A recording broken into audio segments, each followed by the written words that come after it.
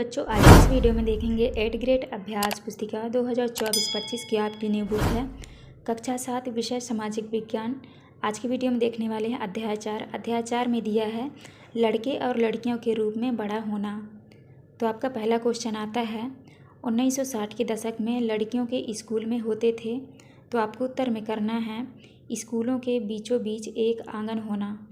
इसके बाद आता है आपका दूसरे में है जब कोई अपने काम के लिए अपेक्षित मान्यता या स्वीकृति नहीं पाता है तब वह स्वयं को महसूस करता है। तो आपको उत्तर में करना है अवमूल्यित। इसके बाद नेक्स्ट आता है आपका प्रश्न क्रमांक 3 में है कानून के अनुसार कितनी महिला कर्मचारियों की संख्या होने पर बालवाड़ी की सुविधा देना होता है। तो आपको उत्तर में करना है 30 से अधिक। इसके बाद नेक्स्ट क्वेश्चन आता है आपका रिक्त स्थानों की पूर्ति कीजिए। तो आपको छठवें में आपको पहले नंबर में भरना है समोआ, दूसरे में भरना है आपको समानता और सी नंबर में भरना है आपको भेदभाव। इसके बाद नेक्स्ट आता है आपका डी में भरना है आपको दोहरे बोझ, ई में भरना है आपको हड़ताल। आप इस तरह भर लीजिएगा। इसके बाद आता है आपका प्रश्न क्रमांक 5 में है 1960 के दशक में लड़कियां किस प्रकार से स्कूल जाती थी। आपको उत्तर में करना है 1960 के दशक में लड़कियां सकरी गलियों एवं हमेशा समूहों में स्कूल जाती थी।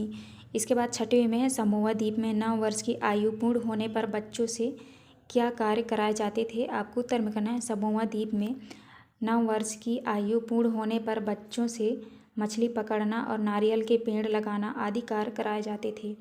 इसके बाद आता है आपका प्रश्न क्रमांक 7 में है आप अपने घर में कौन कौन से कार्यों में अपना हाथ बटाते हैं।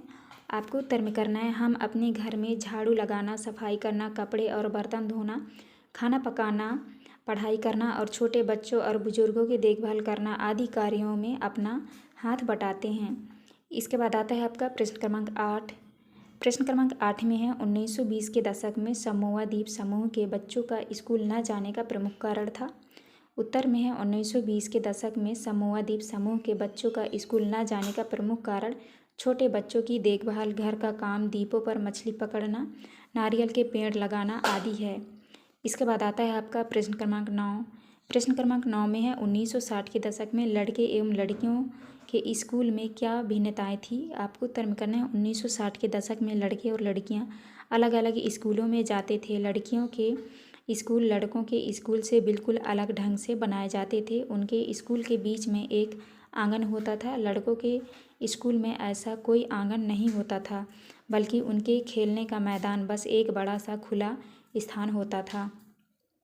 इसके बाद आता है आपका प्रश्न क्रमांक 10 में घर पर काम करने वाली महिलाओं का कार्य पुरुषों के कार्य से कम क्यों समझा जाता है। आपको उत्तर करना है सारी दुनिया में घर के काम की मुख्य जिम्मेदारी स्त्रियों को ही होती है, जैसे देखभाल संबंधी कार्य, परिवार का ध्यान रखना, विशेषकर बच्चों, बुजुर्गों और बीमारों का। घर के अंदर किए जाने वाले कार्यों को महत्वपूर्ण नहीं समझा जाता है, इसीलिए घर पर काम करने वाली महिलाओं का कार्य पुरुषों के कार्य से कम समझा जाता है। इसके बाद आता है आपका प्रश्न क्रमांक 11 में है आपकी माँ या ऐसे लोग जो घर के काम में लगे हैं यदि एक दिन की हड़ताल पर चले जाएं तो क्या होगा, लिखिए। तो आपको उत्तर में करना है हमारी माँ या ऐसे लोग जो घर के काम में लगे हैं यदि एक दिन की हड़ताल पर चले जाएं तो घर का सभी कार्य अस्त व्यस्त हो जाएगा एवं हम घर के सभी कार्य आसानी से नहीं कर पाएंगे, जिसके कारण हमें स्कूल जाने में देरी हो जाएगी। इसके बाद आता है आपका प्रश्न क्रमांक 12 में है दोहरे बोझ से क्या आशय है। आपको उत्तर में करना है दोहरे बोझ से आशय 2 गुना वजन सामान्यतः इस शब्द का महिलाओं के काम की स्थितियों को समझने के लिए प्रयोग किया गया है। यह इस तथ्य को स्वीकार करता है कि महिलाएं आमतौर पर घर के भीतर और घर के बाहर दोहरा कार्यभार संभालती हैं। इसके बाद आता है आपका प्रश्न क्रमांक 13। प्रश्न क्रमांक 13 में है लड़कों को खेलने के लिए कारें व लड़कियों को गुड़ियाँ दी जाती थी। इस कथन से बच्चों को क्या बताने का प्रयास किया गया है।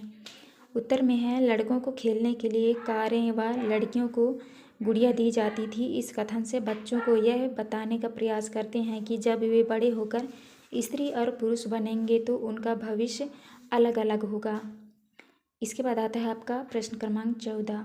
प्रश्न क्रमांक 14 में है शहरी एवं ग्रामीण क्षेत्र की महिलाएं द्वारा किए जाने वाले कार्यों की सूची बनाइए। आपको उत्तर में करना है ग्रामीण क्षेत्रों में महिलाएं मुख्य रूप से घरेलू काम एवं कृषि कार्यों में शामिल होती हैं। ग्रामीण क्षेत्र की महिलाएं झाड़ू लगाना, सफाई करना, कपड़े और बर्तन धोना, खाना पकाना, छोटे बच्चों और बुजुर्गों की देखभाल करना आदि। शहरी क्षेत्रों में लगभग 80% महिला श्रमिक संगठित क्षेत्रों में काम करती हैं, जैसे घरेलू उद्योग, छोटे व्यापार और सेवाएं तथा भवन निर्माण, घरेलू काम आदि। इसके बाद नेक्स्ट क्वेश्चन आता है आपका प्रश्न क्रमांक 15 में है हरमीत के हड़ताल पर जाने से उनके घर पर क्या प्रभाव पड़ा। आपको उत्तर में करना है हरमीत के हड़ताल पर जाने से उनके घर का कार्य अस्त व्यस्त हो गया था। कोई भी कार्य समय पर नहीं हो पा रहा था। समय पर बच्चे एवं नाश्ता तैयार नहीं हो पा रहा था। बच्चों की स्कूल बस चली जाती है और बच्चों को कार से स्कूल छोड़ना पड़ता था और घर की सामान नहीं मिल पाती थी। लंच बॉक्स तैयार नहीं हो पाती थी। लंच बॉक्स के लिए कैंटीन का उपयोग किया जाता था। इस प्रकार हरमीत के हड़ताल पर जाने से उनके घर पर प्रभाव पड़ा। तो यहाँ पे हमारी वीडियो कंप्लीट होती है। वीडियो अच्छी लगे तो प्लीज़ हमारे चैनल को लाइक एंड सब्सक्राइब करिएगा। मिलते हैं आप नेक्स्ट वीडियो।